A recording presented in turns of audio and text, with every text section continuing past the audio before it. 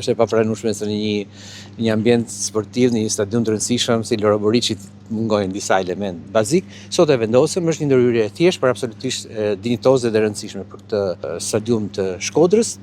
Sigurisht po vazhdojmë me investimet, kemi shumë kohë që po munduar për ta rikthyer stadiumin në nivelin që duhet. Së fundi po do përfundojmë besoj në 2 javë edhe pjesën e VIP-it me gjithë ndenset sipas standardeve duhura. Sigurisht kemi kthyer komplet dhe kemi pastruar gjithë ndenset si kanë qenë pothuajse jashtë standardit.